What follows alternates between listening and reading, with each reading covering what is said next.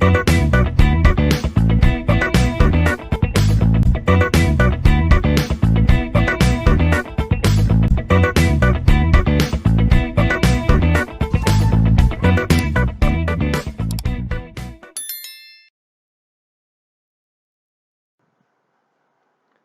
learner, greetings of today.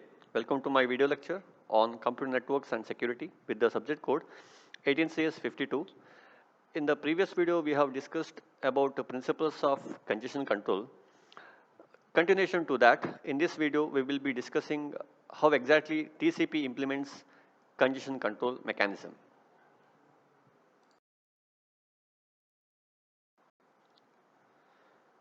As we have seen that there are two main approaches for congestion control. One is end-to-end congestion control and another is network feedback congestion control. TCP implements end-to-end congestion control. That means the network will not provide any explicit feedback about the congestion control, because whenever we consider TCP, the lower layer we have IP protocol, which is a unreliable protocol, and it does not provide any feedback to the end systems regarding the network congestion. That is why TCP uses end-to-end congestion control. The TCP must perceive the congestion regarding the congestion based upon the observations. So overall approach taken by the TCP is each sender limit the rate at which it sends the traffic into the connection as a function of perceived network congestion. That means based upon the observation, the sender limit the rate at which it sends the traffic. Second one is if a TCP sender perceives any little congestion in the network, then the TCP sender increases its send rate. That means if at all there is no congestion, or if there is little bit congestion, then TCP will increase its rate. Okay. The last one is if at all the sender perceives any congestion, then the sender reduces its rate. So here the TCP automatically increases and decreases its rate based upon the observation made.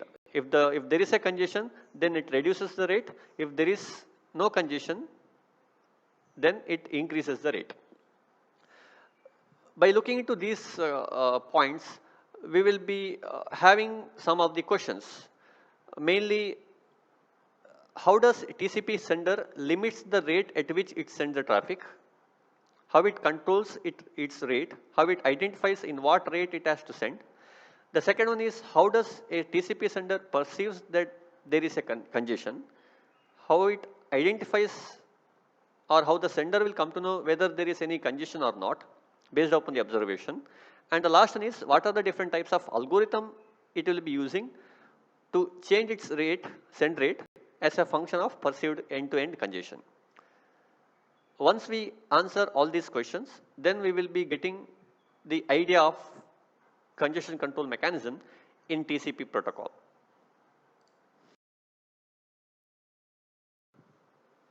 How does TCP sender limits its rate of traffic?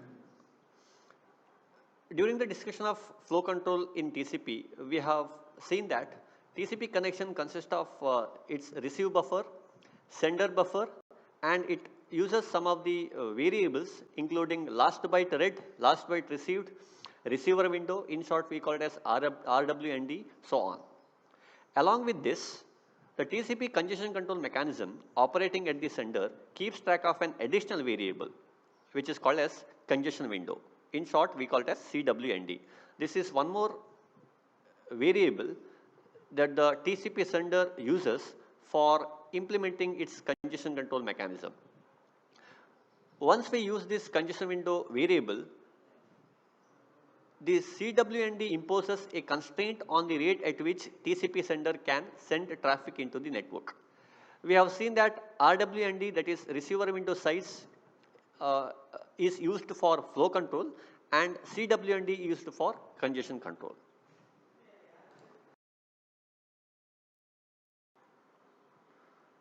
For understanding how exactly CWND variable is used for congestion control, we have to recall the one of the condition whatever we have seen while discussing flow control.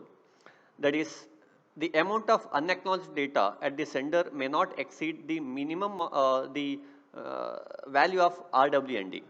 Now we will just modify that the same condition by considering the CWND. Here we consider not only RWND, but we consider the minimum of between CWND and RWND. It is congestion window and receiver window. That means the sender always need to maintain that the last byte sent minus last byte acknowledged should be lesser than or equal to minimum of two values, that is congestion window or receiver window. Now in order to focus on congestion control, we assume that always the TCP receiver buffer is so large that the receiver window constraint can be ignored. That means always the receiver window will be larger than congestion window. Just to understand how exactly the congestion control is performed. Thus, the amount of unacknowledged data at the sender is limited by the congestion window, not the receiver window. And one more assumption is sender always has the data to send. That is, all segments in the congestion window are sent. That means always there is a data from the application layer, and always we will be sending the data which is there in congestion window.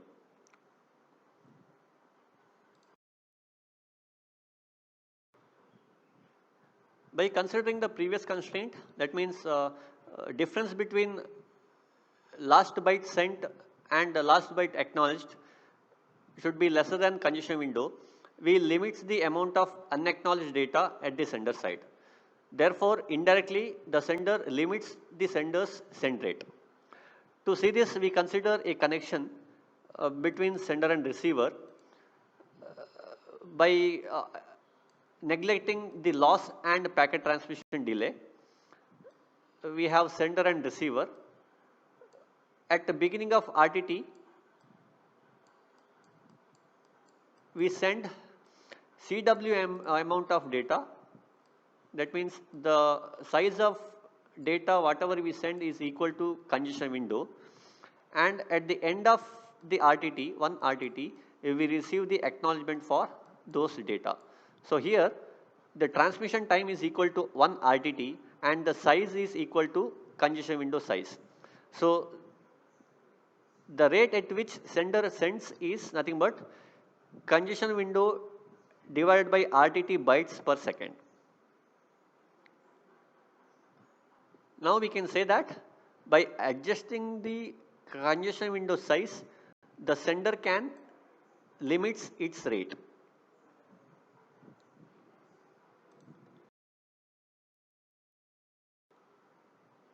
How does TCP sender perceives that there is a congestion?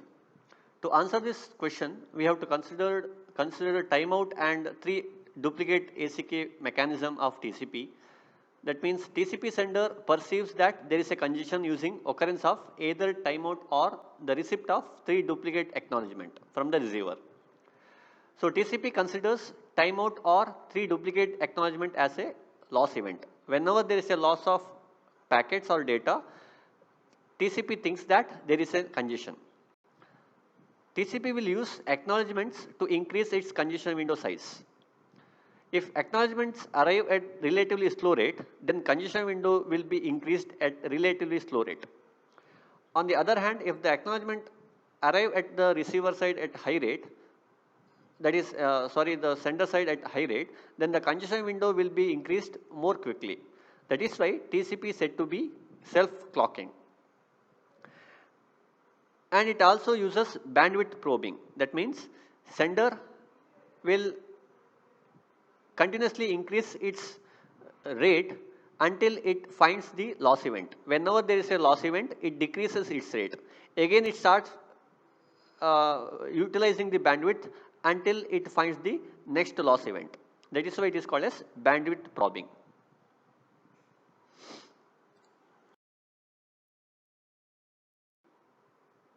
Next, we study the congestion control algorithms. The algorithm has 3 major components for congestion control. First one is slow start, second one is congestion avoidance, and the last one is fast recovery. Out of this, slow start and congestion avoidance is mandatory, that is required, and fast recovery is not necessarily required. The older version of TCP uses slow start and congestion avoidance, and the newer version of TCP uses all the three algorithms for congestion control.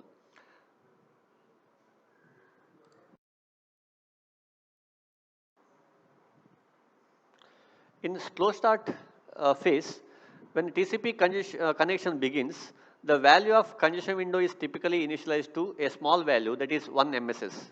MSS stands for maximum segment size.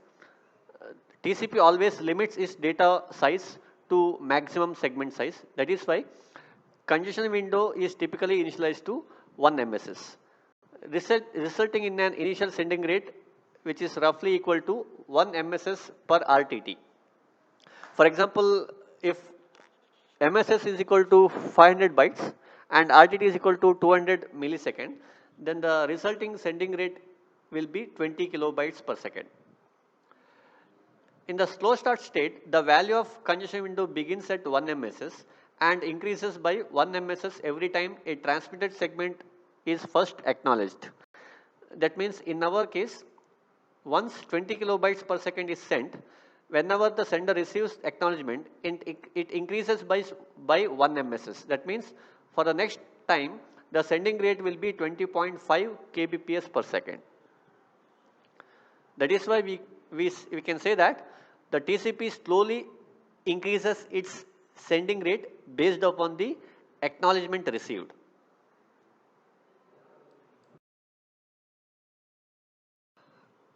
Here we consider an example where we have host A as the sender and host B as the receiver.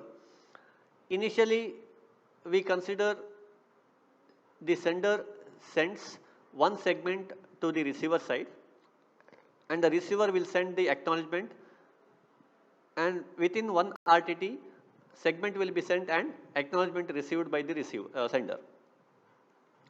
For the next time, two segment will be sent from the sender side, where it increases its sending rate by 1, and for that acknowledgement will be received by the sender. With this, the sender can increase its rate again, where it increases to 4 segment, and receiver sends the acknowledgement accordingly. So here we can say that the process result in a doubling of sending rate every RTT. For every RTT, the sending number of segments sent is doubled. Thus, TCP send rate starts slow but grows exponentially during the slow start phase.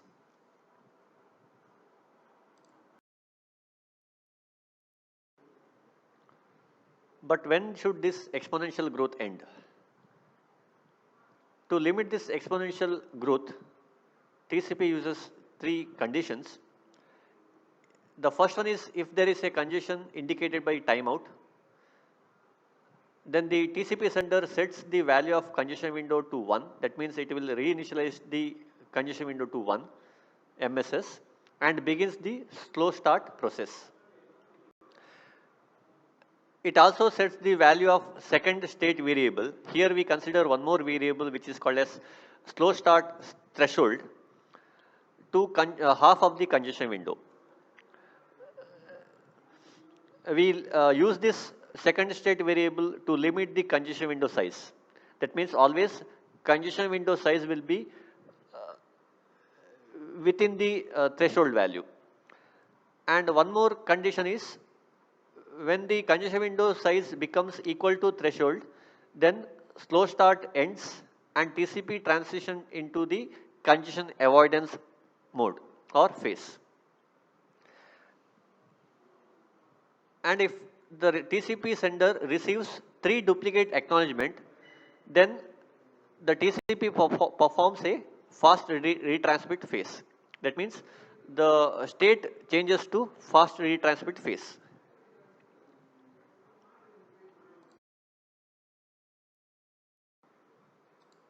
Here we will see the behavior of TCP in slow start phase.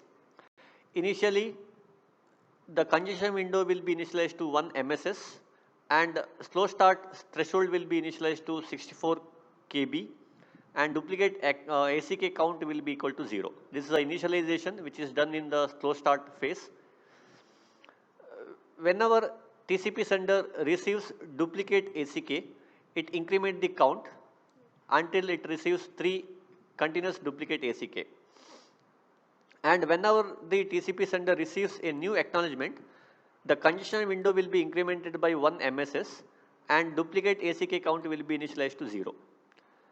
And whenever there is a timeout, that means it is a congestion, indication of congestion. So the threshold value will be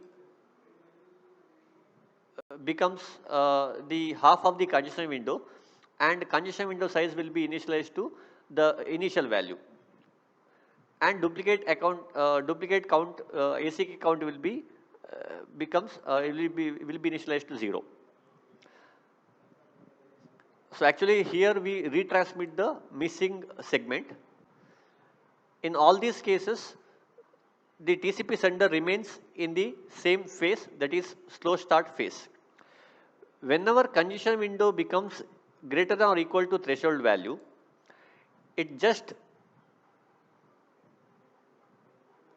changes the phase from slow start phase to congestion avoidance phase. This is the simple finite state machine to describe the TCP congestion control. We will see congestion avoidance and fast recovery in next slide.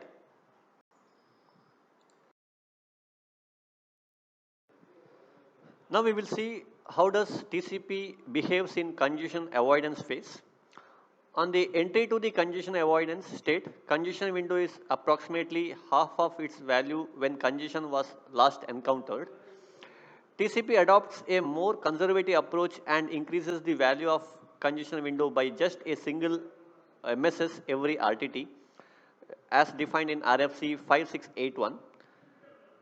Increase congestion window by MSS bytes whenever a new acknowledgement arrives. For example, if MSS is equal to 1460 bytes and congestion window is equal to 14,600 bytes, then 10 segments are being sent within an RTT.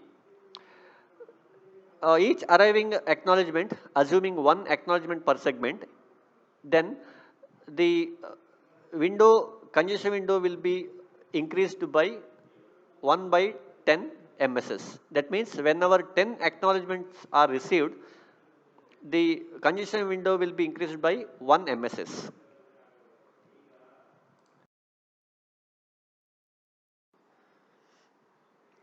The TCP increases its congestion window value linearly based upon the acknowledgement received.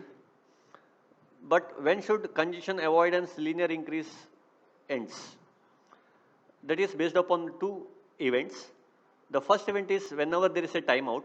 Whenever there is a timeout event, the slow start threshold will become half of the congestion window value whenever there is a timeout period, and congestion window will be again made as 1 MSS and the state changes to slow start phase. The second event is triple duplicate event. Whenever TCP sender receives triple duplicate acknowledgement, again the threshold value will become half of the congestion window, but the congestion window value becomes little more than the threshold value. That is threshold value plus 3 times the MSS value. And here the TCP sender changes its state to fast retransmit phase.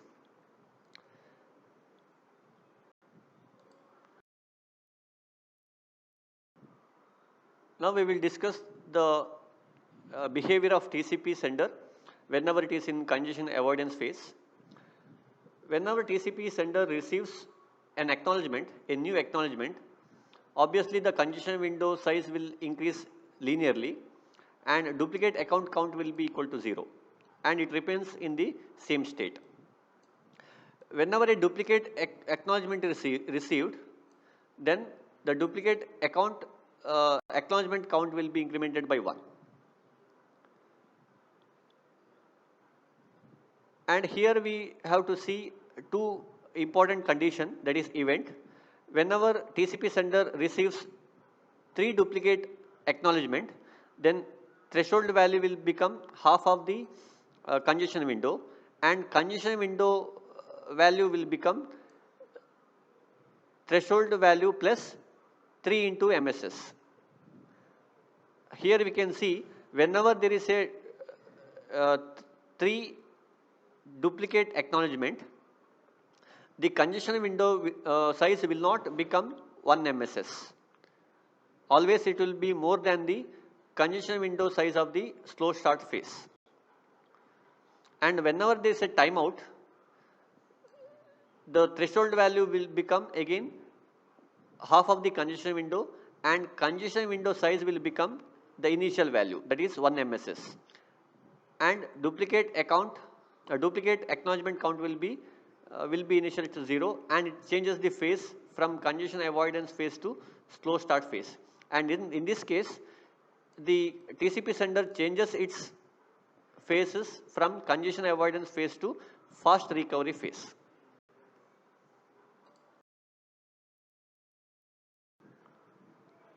Now we will see how exactly TCP behaves in fast recovery phase.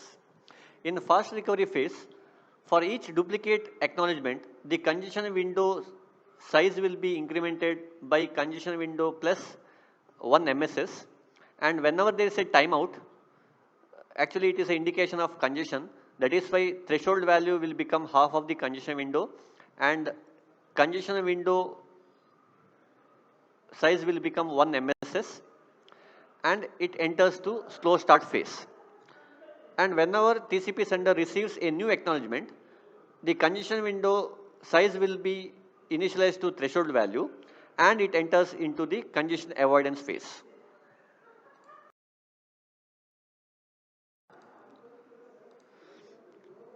So we will discuss with the FSM. Whenever there is a duplicate acknowledgement, the congestion window will be incremented by 1 MSS, and whenever there is a timeout, the threshold value will become half of the congestion window. Congestion window will become 1 MSS, and it changes its phase to slow start phase. And whenever there is a new acknowledgement received by the sender, the congestion window will be equal to threshold value, and it changes its phase to congestion avoidance phase. This is how the TCP behaves in slow start phase, congestion avoidance phase, and fast recovery phase.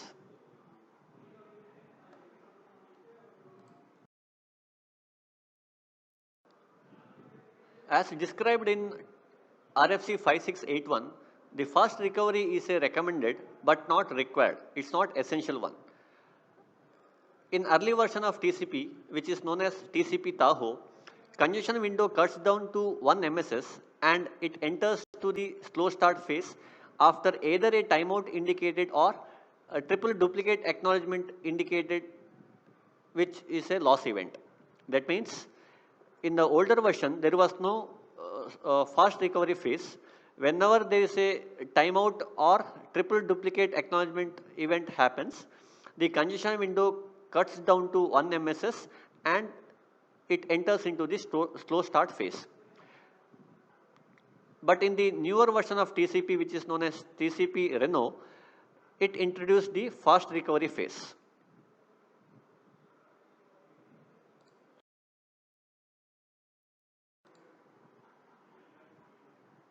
The graph explains the evolution of TCP's congestion window for TCP Reno and TCP Tahoe.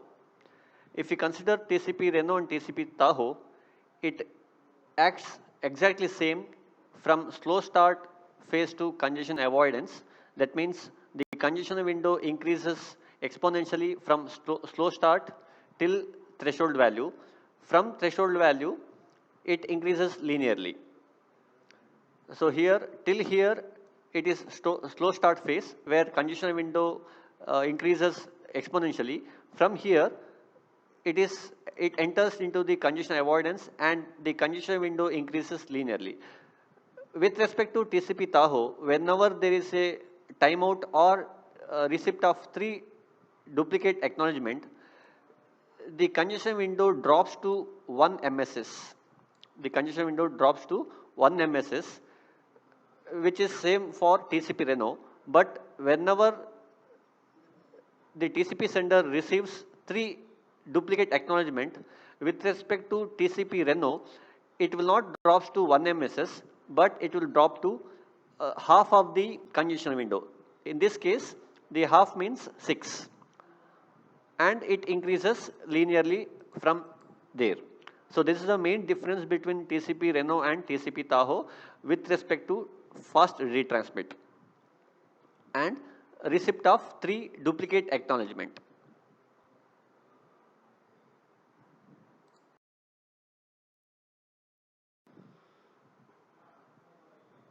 As the summary of our discussion, we can say that in TCP congestion control, we use congestion window to control the send rate. The send rate depends upon the rate at which acknowledgement is received by the sender. Congestion control algorithm includes 3 components, namely slow start phase, congestion avoidance phase, and fast retransmit phase.